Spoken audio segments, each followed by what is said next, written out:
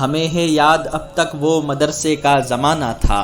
ہمارے قاعدہ اور اردو پڑھنے کا زمانہ تھا، بہت معصوم حسرت تھی دلوں میں قرآن پڑھنے کی، لگی رہتی تھی ہر دم آرزو حفاظ بننے کی، بیٹھا کرتے تھے درجے میں وہ بوسہ لے کے قرآن کا،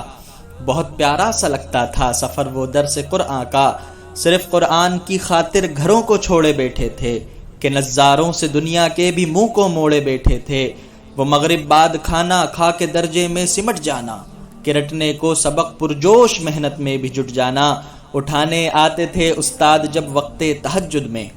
کہ گھبرا جاتے تھے آواز سے ہی ہم تو بستر میں، وہ اٹھ کر جلدی سے جانا وضو کر کر کے پھر آنا، سنانے کو سبق استاد کو گرمی میں تھرانا،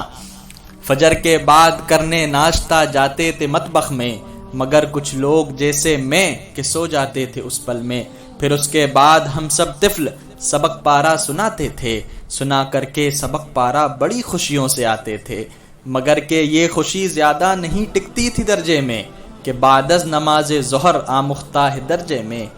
وہ 1-2 گھنٹہ پہلے ظہر کے ہم کھانا کھاتے تھے کہ کھانا کھا کے برتن دھو کے پھر ہم سونے جاتے تھے، نماز ظہر پڑھتے کرتے پھر پڑھنے کی تیاری کہ آمختے میں بالکل چلتی نہ تھی اپنی مکاری، بعد از نماز عصر پھر محفل جماتے تھے کہ ہنستے اپنی باتوں سے و اوروں کو ہنساتے تھے، عشاء کے بعد پڑھنا پڑتا تھا ہم کو بہت بھاری،